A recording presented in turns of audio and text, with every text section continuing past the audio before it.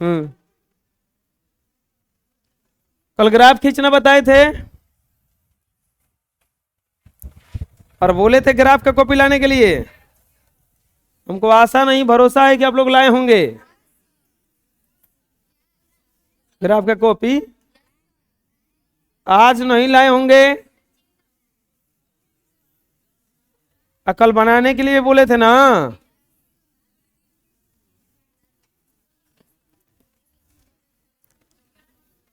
2 kg सेब है। अब समझ रहे हो।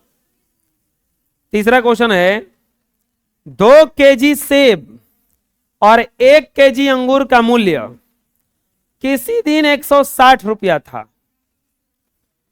2 kg सेब और 1 kg अंगूर का मूल्य किसी दिन 160 रुपया था। 1 महीने के बाद 4 kg सेब और 2 kg अंगूर का मूल्य 300 रुपया हो जाता है। इस स्थिति को बीजगणितीय और ज्यामितीय रूपों में व्यक्त कीजिए। ये जो स्थिति है इसे बीजगणितीय और ज्यामितीय रूपों में व्यक्त करना है। प्यारे बच्चों, क्वेश्चन को बार बार पढ़िएगा तो समझ में आता है कि क्या मानना है। 2 kg सेब है और अंगूर है, उसको एक दिन खरीदा जाता है तो 2 kg खरीदा जाता है। इसको 1 kg तक कितना पैसा लगता है? 160 यानी कि 160 रुपया। 1 महीना के बाद फिर खरीदा जाता है 2 kg सेब और 4 kg सेब और 2 kg अंगूर, तो कितना रुपया लगता है? 300 रुपया लगता है। तो इस स्थिति को बीजगणितीय और ज्यामितीय रूप में व्यक्त कीजिए। हम क्या करने वाले हैं? हल लिखने वाले हैं। सबसे पहले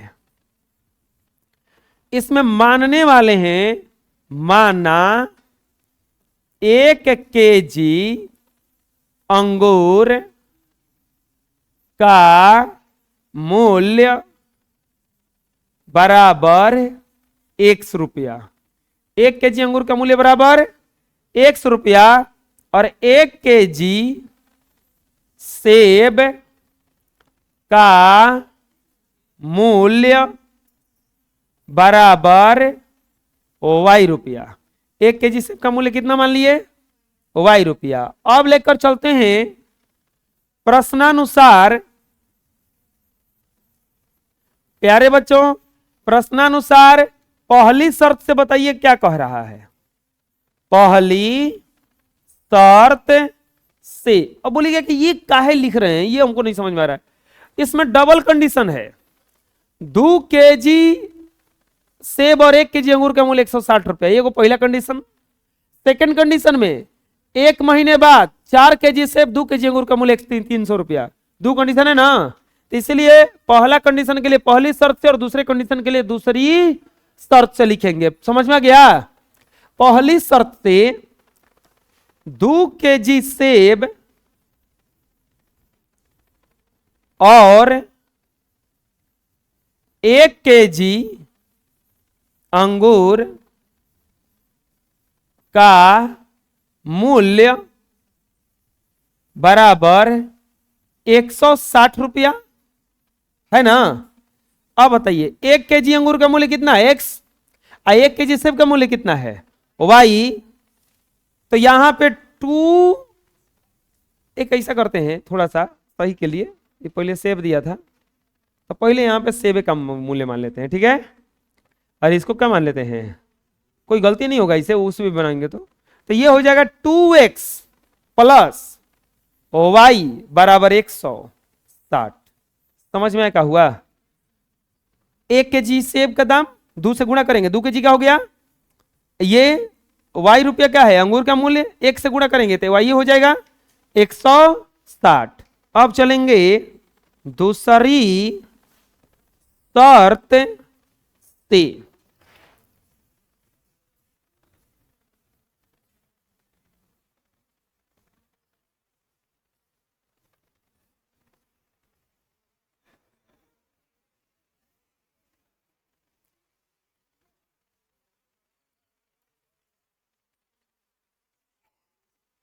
आपको कोई खाना ऐसे फेंक के दे, कैसा लगेगा? उधर बाजा है, ढोलक नहीं है, पीट रहे हैं, फूटेगा ना।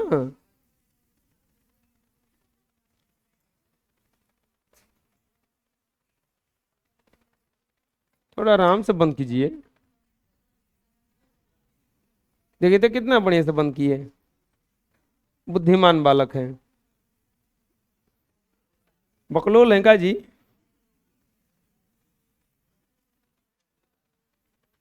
4 kg सेब और 2 kg अंगूर का मूल्य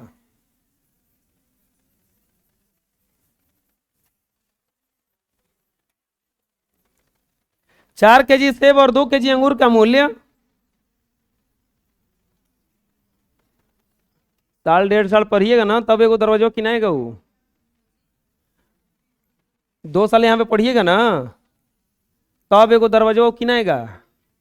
वो पूरा पूरा फीस दीजिएगा, का पता आधा महीना के लेके भाग गए 2 महीने का, तो फिर हमारा घरे से लगाना पड़ेगा उसमें। 4 kg सेब और 2 kg अंगूर का मूल्य कितना रुपया था? 320 रुपया। ऐसा ही बेंच नकोट बकोट रहा है सब। काहे गुस्सा बेंचवा पे निकालता है? वो देखो तोड़ दिया है ओइजा। तू तोड़ा जी।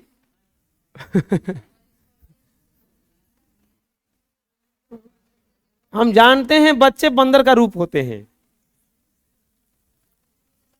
लेकिन बंदर भी आजकल शांत बन गया है।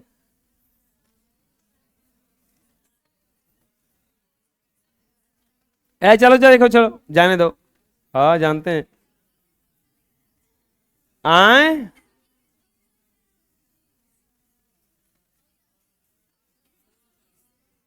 कहाँ 300?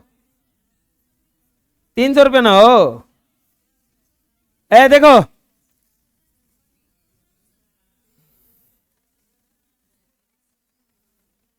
300 रुपये ना।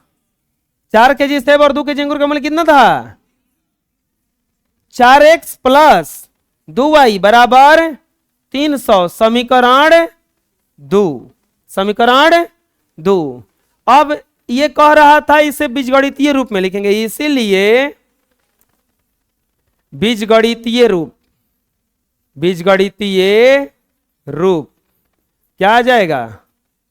2x प्लस y बराबर 160 और 4x प्लस 2y बराबर 300।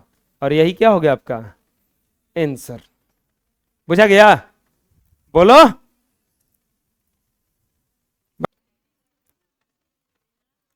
अब इसका ग्राफीय रूप खींचना है ना, लिखेंगे अब ग्राफीय रूप के लिए, चुप रहो। अब ग्राफीय रूप के लिए पहला समीकरण क्या है बच्चों? 2x प्लस y बराबर 100। तो y बराबर कितना हो जाएगा? 160 माइनस 2x। 160 minus 2x। अब यहां पे एक बॉक्स बनाएंगे, x y x y। x बराबर 40 रख देते हैं। 40 रखने पर तो y बराबर हो जाएगा 160 माइनस 2 गुना 40। तो y बराबर 160 माइनस 80। तो y बराबर कितना आ जाएगा? 80। यहां पे 40 रखे थे, यहां पे क्या आ गया? 80। अब y बराबर 60 रख देते हैं। 60 रखने पर हम क्या कर रहे हैं? 20 का पहाड़ा बना रहे हैं इसमें। तो x बराबर y बराबर कितना हो जाएगा? 160 माइनस 2 गुना 60। तो y बराबर 160 माइनस 120। तो y बराबर 40। y बराबर कितना आ जाएगा? जब हेजा 60 रखे तो हेजा कितना आ गया 40। अब ये समीकरण एक था ना। अब एक और समीकरण है 4x प्लस 2y बराबर 300। 4x प्लस 2y बराबर क्या है 300। तो 2y बराबर क्या हो जाएगा 300 माइनस 4x, y बराबर 300। अच्छा ये इसमें से कुछ कॉमन हो जाएगा 2, तो बच जाएगा 150 माइनस 2x अब बटा में 2 ना, ये जो गुणा में था भागा में गया कट गया ये। और y बराबर 150 माइनस 2x। और बॉक्स बनाइएगो,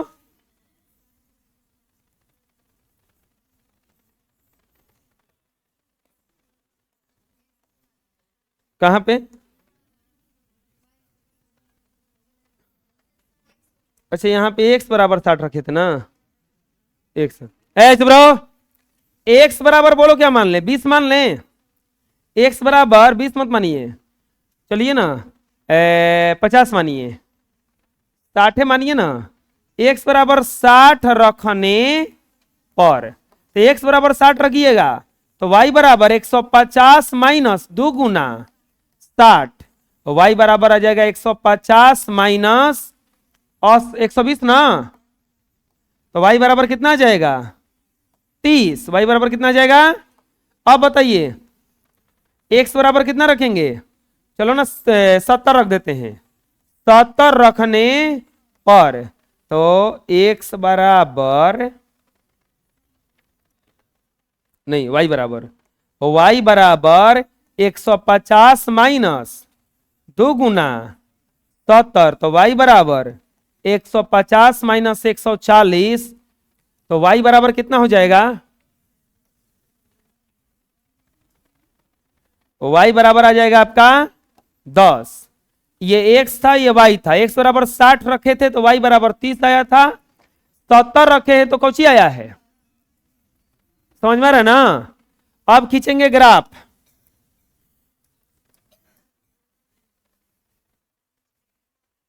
ग्राफ के लिए ग्राफ का पेज लेना होगा। मेरा ग्राफ का पेज आ गया, हम पूछे नहीं हैं।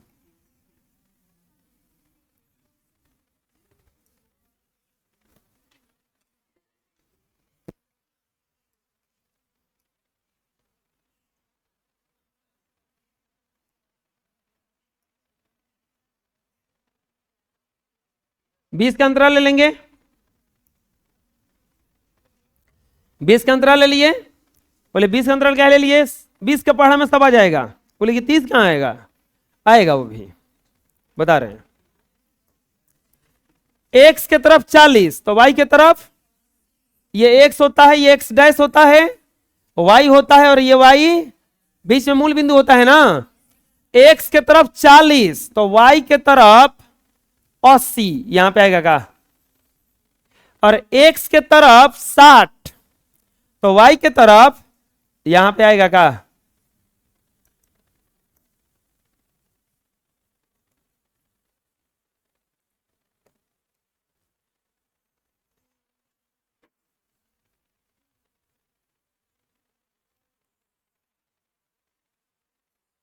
ये कुछ इस तरह से मिलेगा। अब दूसरे वाला में x के तरफ 60 तो y के तरफ 30, x के तरफ 60 तो y की तरफ 30 है नहीं है, तो ठीक बीच में 20 और 30 40 के बीच में नहीं होगा। और x के तरफ 70 तो y के तरफ 10 बीच में यहां पे आएगा, देखिए आएगा 60 और 80 के बीच में 70 और 0 और 20 के बीच में क्या आएगा 10। फिर एक लाइन से मिलाएंगे इसको,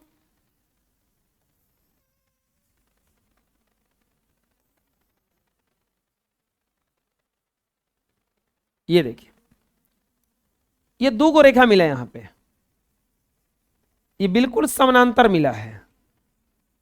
ये पॉइंट है आपका 40,80, ये पॉइंट है आपका 40,80 और ये वाला पॉइंट कितना है 60,40। ये पॉइंट है आपका 70,10, ये वाला पॉइंट था 60,30 था ना। ये वाला जो समीकरण था उधर वाला 2x प्लस वाई बराबर 100, ये वाला समीकरण था 4x प्लस 2y बराबर 300, यही था ना। ग्राफ तो हो गया। स्केल कितना लिए हैं बताइए, एक को कितना माने हैं हम, समझ में आ गया? बोलिए, बना लीजिए। 3.1 खत्म हो गया। अब आता है थ्योरी ऑफ एक्सरसाइज 3.2। बच्चों शांत हो जाइए।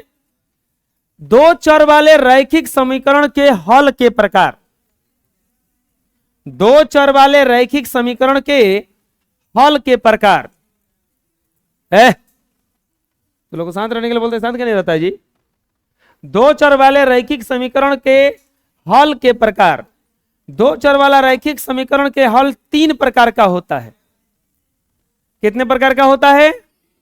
एक अद्वितीय हल, अनंततः अनेक हल, कोई हल नहीं।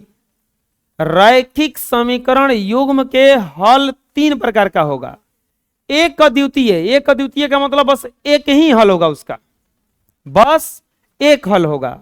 अनंततः अनेक हल, अनंततः अनेक का मतलब हुआ बहुत सारा हल हो जाएगा। और कोई हल नहीं मतलब कुछ हल नहीं होगा, कुछ हल नहीं होगा। दो चर वाले रैखिक समीकरण के हल का प्रकार कितना होता है? तीन। कौन होता है? कौन कौन होता है? एक अद्वितीय, अनंततः अनेक और कोई हल नहीं। एक अद्वितीय, अनंततः अनेक और कोई हल नहीं। अभी यहां पे हम कुछ ग्राफ खींचे थे, तो एक ग्राफ कुछ हमारा इस तरह से मिला था, दूसरा ग्राफ कुछ इस तरह से मिला, और तीसरा जो आज ग्राफ खींचे हैं ये कुछ इस तरह से मिला। दो प्रकार का ग्राफ, तीन प्रकार का यहां पे ग्राफ खींचे थे, तीनों ही कुछ इस प्रकार से मिला था। रैखिक समीकरण युग्म का हल जो होता है वो तीन प्रकार का होता है। अब आता है रैखिक समीकरण युग्म के ग्राफ के प्रकार। रैखिक समीकरण युग्म के ग्राफ के प्रकार, रैखिक समीकरण युग्म के ग्राफ के प्रकार। तो रैखिक समीकरण युग्म का ग्राफ जो होता है वो भी तीन प्रकार का होता है। कितने प्रकार का होता है? तीन प्रकार का होता है। कैसा कैसा? प्रतिच्छेदी, संपाती और समांतर। रैखिक समीकरण युग्म का ग्राफ भी जो होता है वो तीन प्रकार का होता है। प्रतिच्छेदी, संपाती, समांतर। प्रतिच्छेदी, संपाती और समांतर। रैखिक समीकरण युग्म का हल तीन प्रकार का। कौन कौन? एक अद्वितीय। कितने प्रकार का? बोलिए, तीन प्रकार का। कितने प्रकार का? एक अद्वितीय, एक, हम पढ़ा रहे थे, पढ़ो, तू लोग मत पढ़ाओ हमको। एक अद्वितीय, अनंततः अनेक और कोई हल नहीं। ग्राफ भी तीन प्रकार का होता है। प्रतिच्छेदी, संपाती, समांतर। प्रतिच्छेदी, संपाती, समांतर। रैखिक समीकरण युग्म का तीन प्रकार होता है। हल का भी तीन गो प्रकार, ग्राफ का भी तीन गो प्रकार। एक अद्वितीय, अनंततः अनेक, कोई हल नहीं। और ग्राफ भी कितने प्रकार का होता है? तीन प्रकार का। प्रतिच्छेदी, संपाती और, इसका मतलब क्या हुआ? देखिए, प्रतिच्छेदी का मतलब हुआ कि ग्राफ खींचिएगा तो कहीं ना कहीं एक जगह पे प्रतिच्छेद कर जाएगा, वो कहीं ना कहीं एक जगह पर कटेगा ही कटेगा। संपाती का मतलब होता है, अब देखे थे एक ग्राफ ही खींचे थे हम, तो एक दूसरे पर ही ओवरलैप हो गया था, हर पॉइंट इसी पर आ गया, तो ये एक के पर ये खींचिएगा तो यही पे खींचा जाएगा, ठीक। और समांतर में देखिए, ये ग्राफ जो खींचे हैं ये बिल्कुल समांतर आया है। ये कितना भी बढ़ाएंगे मिलेगा नहीं। तो रैखिक समीकरण युग्म का ग्राफ 3 प्रकार का, कौन कौन? प्रतिच्छेदी, संपाती, समांतर। प्रतिच्छेदी, संपाती, समांतर। प्रतिच्छेदी, संपाती, समांतर। तू लोग भी बोलो प्रतिच्छेदी, हमारे साथ ही बोलो प्रतिच्छेदी, संपाती, समांतर। प्रतिच्छेदी, संपाती, समांतर। हल 3 प्रकार का, एक अद्वितीय, अनंत अनेक, कोई हल नहीं। एक अद्वितीय, अनंत अनेक, कोई हल नहीं। ग्राफ भी कितने प्रकार का? 3 प्रकार का। और हल भी कितने प्रकार का? 3 प्रकार का। ग्राफ 3 प्रकार का, प्रतिच्छेदी, संपाती और समांतर। अब कभी कभी ग्राफ से पूछता है कि समीकरण कैसा होगा। जैसे मान लीजिए आपसे कहे कि एक समीकरण है, एक समीकरण युग्म है जिसका ग्राफ प्रतिच्छेदी है, जिसका ग्राफ प्रतिच्छेदी है, तो बताइए उसका हल कैसा होगा? उसका हल कैसा होगा? तो अगर ग्राफ प्रतिच्छेदी होगा तो उसका एक अद्वितीय हल होता है, एक अद्वितीय हल होता है। अगर संपाती ग्राफ मिलेगा तो उसका अनंततः है, अनेक हल होता है। उसका अनंततः अनेक हल होता है। अगर समांतर ग्राफ मिल गया तो इसका मतलब इसका कोई हल नहीं है, कोई हल नहीं है। फिर से बोलते हैं, अगर किसी समीकरण युग्म का ग्राफ प्रतिच्छेदी हो तो इसका मतलब हुआ कि उसका ग्राफ प्रतिच्छेदी हो, तो इसका मतलब हुआ कि उसका हल कैसा होगा? एक अद्वितीय। कैसा होगा? अगर किसी समीकरण युग्म का ग्राफ संपाती हो तो इसका हल कैसा होगा? अनंततः अनेक। अगर समानांतर हो तो उसका हल होगा कोई हल, कोई हल। ठीक इसके उल्टा भी होता है। अगर किसी समीकरण युग्म का पता चल जाए कि एक अद्वितीय हल है तो उसका ग्राफ कैसा आएगा? प्रतिच्छेदी। उसका ग्राफ कैसा आएगा? प्रतिच्छेदी। अगर किसी समीकरण युग्म का, कुछ आवाज निकाल रहा है क्या? कौन आवाज निकाल रहा है?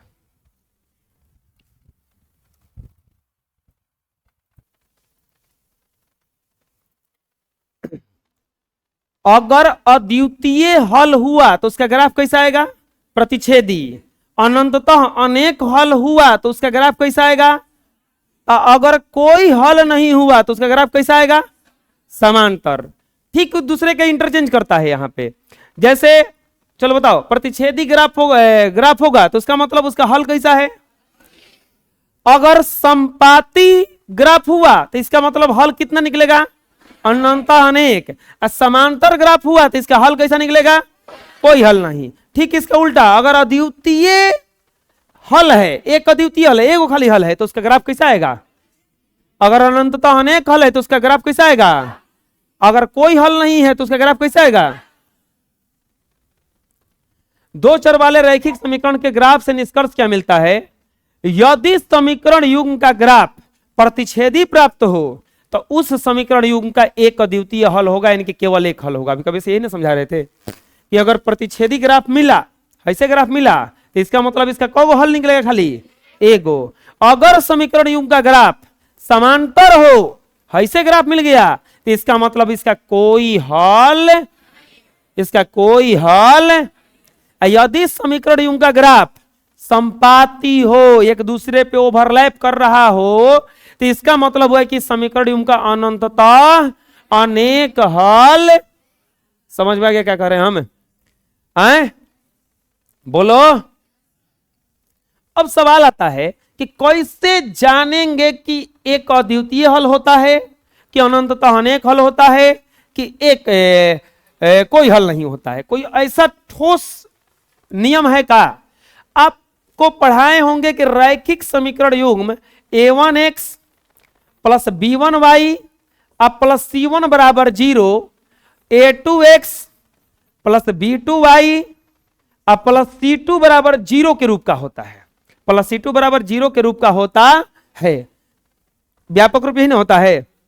अब इसमें से क्या ढूंढना है आपको, अब आपको चुपचाप निकालना है a1 बटा a2 बराबर b1 बटा b2 और बराबर c1 बटा c2। आपको क्या करना है, आप बस ये देख के बता दोगे कि इसका हल एक अद्वितीय होगा कि अनंततः अनेक होगा कि कोई हल नहीं होगा। केवल देख के बताया जा सकता है कि इसका हल एक अद्वितीय होगा, अनंततः अनेक होगा कि कोई हल नहीं होगा। कैसे, आपको क्या करना है, a1 बटा a2 b1 बटा b2 c1 बटा c2 निकालना है। अब इतना निकालने के बाद, अगर ये निकालने के बाद a1 बटा a2 नॉट इक्वल टू हो गया b1 बटा b2, अगर a1 बटा a2 नॉट इक्वल टू हो गया b1 बटा b2 तो समझ लीजिएगा कि इसका एक अद्वितीय हल है। इसका हल कैसा है, एक अद्वितीय। ये निकालने के बाद पता चला कि a1 बटा a2 नॉट इक्वल टू था b1 बटा b2, तो इसका कैसा हल है, एक अद्वितीय हल है। अगर a1 बटा a2 बराबर आ गया b1 बटा b2 अब बराबर आ गया c1 बटा c2, तो इसका मतलब समझ जाइएगा कि इसका अनंततः अनेक हल है। इसका मतलब अनंततः अनेक हल है। अगर a1 बटा a2 बराबर आ गया b1 बटा b2 और नहीं बराबर हुआ c1 बटा c2, तो इसका मतलब समझ लीजिएगा कि इसका कोई हल नहीं है। तीनों कंडीशन समझ में आ गया। चलो बताओ, अगर a1 बटा a2 बराबर नहीं हुआ b1 बटा b2 तो कौन सा कंडीशन को फॉलो करता है, एक अद्वितीय हल।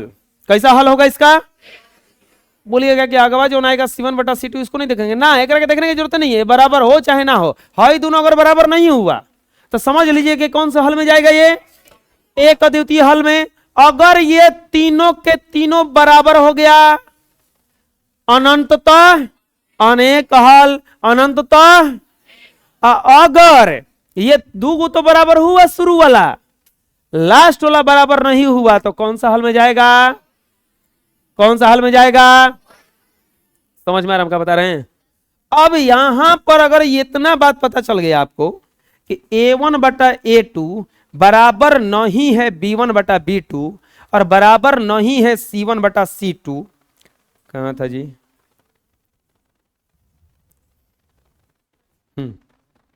अगर आपको यह पता चल गया कि a1 बटा a2 नहीं बराबर है b1 बटा b2 तो सबसे पहला पॉइंट आया कि इसका एक अद्वितीय हल है। दूसरा पॉइंट अब तुरंत बताए हैं, ग्राफ कैसा आएगा, इसका आएगा प्रतिच्छेदी, क्योंकि एक अद्वितीय हल वाला का ग्राफ कैसा आता है, प्रतिच्छेदी। तीसरा कंडीशन, ये समीकरण युग में, ये समीकरण युग में अब तीन प्रकार के और आएगा, एक पूछता है संगत और दूसरा पूछता है असंगत। संगत असंगत, संगत असंगत, दूसरा पूछता है संगत असंगत। तो ये बता देना है तीसरा में कि अगर ये वाला कंडीशन फॉलो कर रहा है तो इसका ग्राफ कैसा आएगा, प्रतिच्छेदी, हल कैसा आएगा, एक अद्वितीय। ये समीकरण युग्म संगत होगा, ये समीकरण क्या होगा। और चौथा पूछता है कि विरोधी होगा कि अविरोधी होगा कि आश्रित होगा, विरोधी अविरोधी, और एक और पूछेगा आश्रित, विरोधी अविरोधी आश्रित। तो चौथा में आता है ये समीकरण योग में अविरोधी होगा, अविरोधी होगा, समझिएगा अभी यहां से। अगला पॉइंट आता है अगर ये कंडीशन फॉलो कर जाए तो इसका अनंततः अनेक हल होगा। अनंततः अनेक हल वाले का ग्राफ कैसा आता है, संपाती, ग्राफ कैसा होगा इसका, संपाती। अब पूछता है संगत असंगत, तो ये समीकरण युग्म संगत होगा, ये समीकरण युग्म का होगा। और चौथा, एकरा में से अविरोधी दे दिए इसको ना, अब दो को बचा है, विरोधी और आश्रित, विरोधी और, तो ये समीकरण युग्म आश्रित होता है, ये समीकरण युग्म का होता है, आश्रित होता है। थर्ड कंडीशन में बताए थे हम कि अगर a1 बटा a2 बराबर हो b1 बटा b2 बराबर नहीं हो c1 बटा c2, तो पहला कंडीशन होता है कि इसका कोई हल नहीं है। दूसरा, इसका ग्राफ समांतर होता है, इसका ग्राफ क्या होता है बच्चों। अब तीसरा, संगत असंगत में यह असंगत होता है, असंगत होता है। और चौथा आता है यह विरोधी होता है। ये पूरा पॉइंट समझ में आ गया क्या क्या बताएं हम। रैखिक समीकरण युग्म का हल 3 प्रकार का, ग्राफ की भी कितने प्रकार का, हल भी कितने प्रकार का, ग्राफ भी कितने प्रकार का। अगर a1, अब इसका चेक करने के लिए हमको क्या खाली चेक करना है, खाली हम ये चेक करना है कि a1 बटा a2, b1 बटा b2 और c1 बटा c2 क्वेश्चन आ रहा है, ठीक है। अगर a1 बटा a2 b1 बटा b2 के बराबर नहीं हुआ तो इसका मतलब इसका एक अद्वितीय हल है, ग्राफ प्रतिच्छेदी है, समीकरण संगत है और समीकरण अविरोधी है। 4 गो। दूसरा कंडीशन, अगर ये सब बराबर हो गया, ग्राफ समानांतर है, संपाती है, इसका अनंततः अनेक हल है, समीकरण संगत है और यह आश्रित है। क्या है ये? अगर a1 बटा a2 बराबर हुआ b1 बटा b2 लेकिन बराबर नहीं हुआ c1 बटा c2, कोई हल नहीं। ग्राफ कैसा होगा? समांतर। समीकरण कैसा होगा? असंगत। और समीकरण कैसा होगा? अविरोधी। क्या होगा? समझ में आ गया इतना पॉइंट। ये सब ऑब्जेक्टिव में आता है ऐसा कि a1 बटा a2 नॉट इक्वल टू है b1 बटा b2। बताइए इसका ग्राफ कैसा होगा? प्रतिच्छेदी। ग्राफ कैसा होगा इसका? प्रतिच्छेदी। एक दूसरे को क्या करेगा? एक जगह पर कहीं ना कहीं काटेगा। समझ में आ जाएगा हम क्या बताना चाह रहे हैं। लिखिए।